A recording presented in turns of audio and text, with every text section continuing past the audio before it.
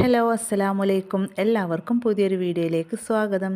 ഇന്ന് പഴം വെച്ചിട്ടുള്ളൊരു ബോണ്ടയുടെ റെസിപ്പി ആയിട്ടാണ് വന്നിട്ടുള്ളത്.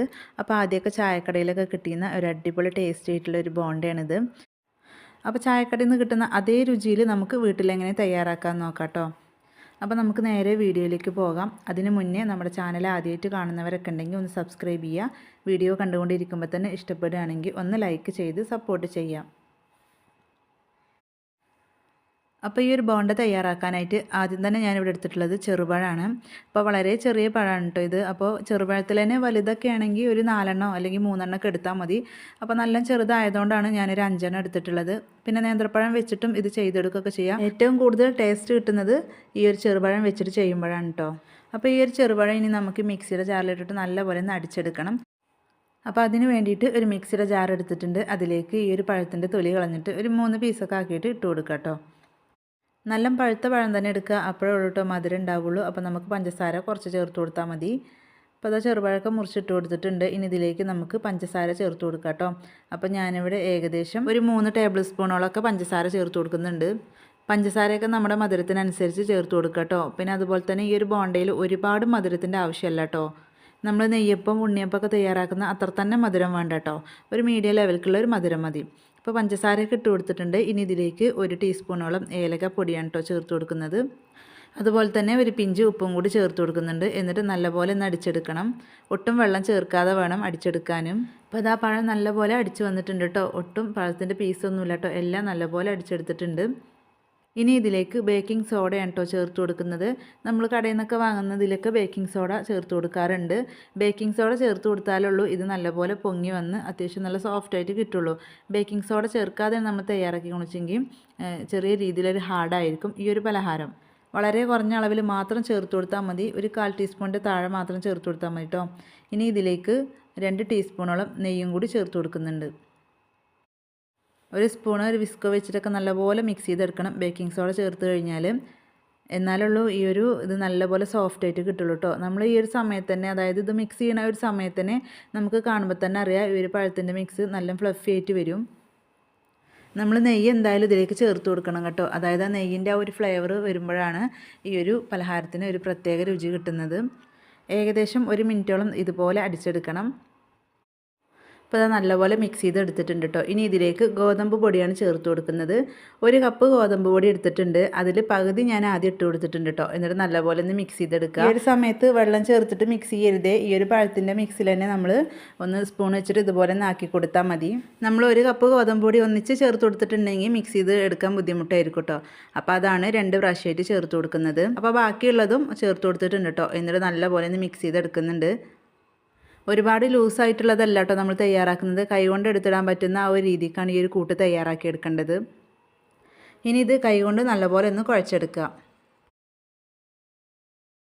ഞാനിതിലേക്ക് 2 ടീസ്പൂൺ വെള്ളം കൂടി ചേർത്ത് കൊടുത്തിട്ടുണ്ടായിരുന്നു കേട്ടോ. കാരണം ആ ഒരു പഴത്തിൻ്റെ മിക്സിൽ കുഴച്ചെടുത്തപ്പോൾ അത്യാവശ്യം നല്ല കട്ടിയായിട്ടാണ് കിട്ടിയിട്ടുണ്ടായിരുന്നത്. അപ്പോൾ 2 ടീസ്പൂൺ വെള്ളം കൂടി ചേർത്തപ്പോൾ കറക്റ്റായിട്ട് കിട്ടി. അപ്പോൾ വെള്ളത്തിൻ്റെ അളവ് നോക്കിയിട്ട് വേണം ചേർത്ത് കൊടുക്കാൻ. ഒരുപാടായിട്ടുണ്ടെങ്കിൽ നമ്മൾ പ്രതീക്ഷിച്ച പോലെ ഈ ഒരു പലഹാരം തയ്യാറാക്കിയെടുക്കാൻ പറ്റില്ല.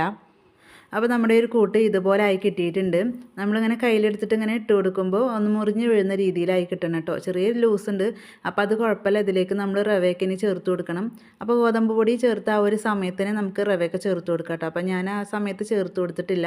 റവ നമ്മൾ ലാസ്റ്റ് ചേർത്ത് കൊടുക്കുകയാണെങ്കിൽ ചെറിയ രീതിയിൽ ക്രിസ്പിയായിട്ടൊക്കെ കിട്ടും. ഇനി ഇതിലേക്ക് ചെറിയ ജീരകമാണ് കേട്ടോ ചേർത്ത് കൊടുക്കുന്നത്. ഒരു 1/2 ടീസ്പൂണോളം ചേർത്ത് കൊടുക്കുന്നുണ്ട്. അപ്പോൾ അതൊക്കെ നമ്മുടെ ഇഷ്ടത്തിനനുസരിച്ച് ചേർത്ത് കൊടുക്കുക. പിന്നെ അതുപോലെ തന്നെ എള്ളുണ്ടെങ്കിൽ അതും ചേർത്ത് കൊടുക്കുക കേട്ടോ. പിന്നെ അതുപോലെ തന്നെ 2 പിടി തേങ്ങയും കൂടെ ചേർത്ത് കൊടുക്കുന്നുണ്ട്. ഒരുപാട് മൂത്ത തേങ്ങ ചേർത്ത് കൊടുക്കരുത്. അപ്പോൾ 2 പിടി തന്നെ ചേർത്ത് കൊടുക്കുക കേട്ടോ. തേങ്ങയൊക്കെ അധികം ചേർത്ത് കൊടുത്തിട്ട് തയ്യാറാക്കുമ്പോൾ ഒരു പ്രത്യേക ടേസ്റ്റാണ്. ഇനിയിപ്പോൾ ആ ചെറിയ ജീരകവും തേങ്ങയും നമ്മൾ ചേർത്ത് കൊടുത്തതാണല്ലോ. അപ്പോൾ അതുകൊണ്ട് അത് നല്ലപോലെ ഇതിലൊന്ന് മിക്സ് ആക്കി എടുക്കണം കേട്ടോ. അപ്പോൾ കൈ വെച്ചിട്ട് തന്നെ ഇതുപോലെ ഒന്ന് മിക്സ് ചെയ്തെടുത്താൽ മതി. അപ്പോൾ തേങ്ങയും ചെറിയ ജീരകമൊക്കെ നല്ലപോലെ മിക്സ് ചെയ്തെടുത്തിട്ടുണ്ട്. ഇനി ഇതിലേക്ക് റവയാണ് കേട്ടോ ചേർത്ത് കൊടുക്കുന്നത്. വറുത്തതോ വറുക്കാത്തതോ ഏത് റവയാണെങ്കിലും കുഴപ്പമില്ല. എന്തായാലും ഈ റവ ചേർത്ത് കൊടുക്കണം കേട്ടോ. അപ്പോഴേ ഇത് കറക്റ്റായിട്ട് കിട്ടുള്ളൂ. ഞാനിവിടെ 4 ടീസ്പൂണോളം ചേർത്ത് കൊടുത്തിട്ടുണ്ട്. 1 കപ്പ് ഗോതമ്പ് പൊടിക്ക് 4 ടീസ്പൂൺ റവയാണ് കേട്ടോ ചേർത്ത് കൊടുത്തിട്ടുള്ളത്. നമ്മൾ തേങ്ങയും ചെറിയ ജീരകം ചേർത്ത് ആ ഒരു സമയത്ത് തന്നെ റവ വേണമെങ്കിലും ചേർത്ത് കൊടുക്കാം കേട്ടോ. അപ്പോൾ ഞാൻ എല്ലാം കഴിഞ്ഞിട്ട് ലാസ്റ്റാണ് ഈ റവ ചേർത്ത് കൊടുത്തിട്ടുള്ളത്. നമ്മൾ ആദ്യം തന്നെ ചേർത്ത് കൊടുത്തിട്ടുണ്ടെങ്കിൽ റവ നല്ലപോലെ കുതിർന്ന പോലെ ആവും. അപ്പോൾ ലാസ്റ്റ് ആകുമ്പോൾ നമ്മൾ റവ ചേർത്ത് കൊടുത്താൽ കൂടുതലായിട്ട് ഇങ്ങനെ കുതിർന്ന് വരുമൊന്നുമില്ല. നമുക്ക് ഉണ്ടാക്കിയെടുക്കുമ്പോൾ ക്രിസ്പിയായിട്ട് കിട്ടും ചെയ്യും. അപ്പോൾ ഇനി ഇതിലൊന്നും ചേർക്കാനില്ല. നമ്മുടെ കൂട്ട് ഇവിടെ റെഡി ആയിട്ടുണ്ട്. ഇനി നമുക്ക് പലഹാരം തയ്യാറാക്കി എടുക്കാം. റെസ്റ്റ് ചെയ്യാൻ വെക്കേണ്ട ആവശ്യമൊന്നുമില്ല കേട്ടോ. ബേക്കിംഗ് സോഡയൊക്കെ ചേർത്ത് കൊടുത്തുകൊണ്ട് തന്നെ.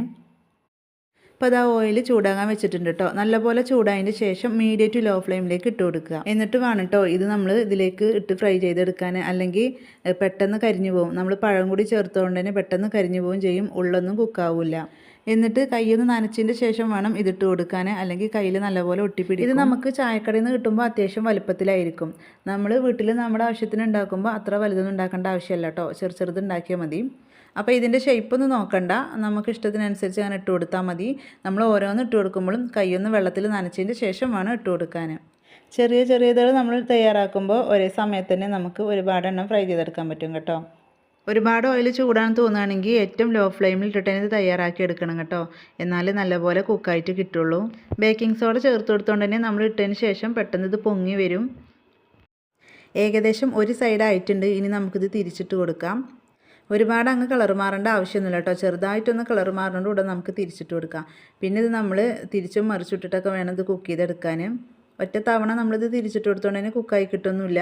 നമ്മൾ ഇടയ്ക്കിടയ്ക്ക് ഇങ്ങനെ ഇളക്കിക്കൊണ്ടിരിക്കണം. അപ്പോൾ ഇതേ രീതിയിൽ കൂട്ട് തയ്യാറാക്കിയിട്ടുണ്ടെങ്കിൽ ചായക്കടയിൽ നിന്ന് കിട്ടുന്ന അതേ ഒരു ടേസ്റ്റിൽ തന്നെ നമുക്ക് ബോണ്ട തയ്യാറാക്കിയെടുക്കാൻ പറ്റും. ഏറ്റവും ലോ ഫ്ലെയിമിൽ ഇട്ടിട്ട് ഇത് ഫ്രൈ ചെയ്തെടുക്കുമ്പോൾ ഏകദേശം ഒരു 3 മിനിറ്റെങ്കിലും ആവും കേട്ടോ. ഇതൊന്ന് കറക്റ്റായിട്ട് കിട്ടാൻ വേണ്ടിയിട്ട്. അപ്പോൾ നമ്മുടെ പലഹാരം ഇവിടെ റെഡി ആയിട്ടുണ്ട് കേട്ടോ. ഇനി കൂടുതലായിട്ട് കളർ മാറാൻ വെച്ചിട്ടുണ്ടെങ്കിൽ ഒരു കരിഞ്ഞ ടേസ്റ്റ് ആയിരിക്കും. അപ്പോൾ ഈ ഒരു കളറാകുമ്പോൾ തന്നെ നമ്മളിത് ഓയിലിൽ നിന്നും കോരി മാറ്റണം. അപ്പോൾ നിങ്ങൾക്ക് കാണുമ്പോൾ തന്നെ അറിയാം അത്യാവശ്യം നല്ലപോലെ പൊങ്ങി വന്നിട്ടുണ്ട്. പുറം വശമൊക്കെ ഒരു ക്രിസ്പി ആയിട്ട് തന്നെ കിട്ടിയിട്ടുണ്ട്. ഇനി നമുക്ക് ബാക്കിയുള്ളതും ഇതുപോലെ തന്നെ തയ്യാറാക്കിയെടുക്കാം. നമ്മൾ രണ്ടാമത്തെ തവണ ഇതിലിട്ട് കൊടുക്കുമ്പോൾ അത്യാവശ്യം നല്ല രീതിയിൽ ചൂടുണ്ടെങ്കിൽ ഒന്ന് കുറച്ച് കൊടുത്തിട്ട് വേണം കേട്ടോ ഇട്ട് കൊടുക്കാൻ.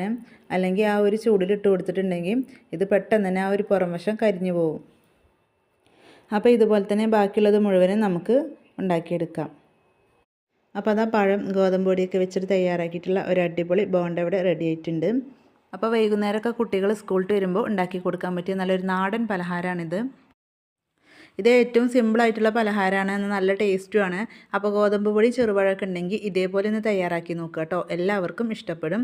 അപ്പോൾ ഇത്രയേ ഉള്ളൂ നമ്മുടെ ഇന്നത്തെ ഒരു വീഡിയോ ഇഷ്ടപ്പെട്ടാൽ ഒന്ന് ലൈക്ക് ചെയ്യുക. അതുപോലെ തന്നെ ഉപകാരപ്പെട്ടിട്ടുണ്ടെങ്കിൽ ഷെയർ ചെയ്യുക. നിങ്ങളുടെ അഭിപ്രായങ്ങൾ അറിയിക്കുക.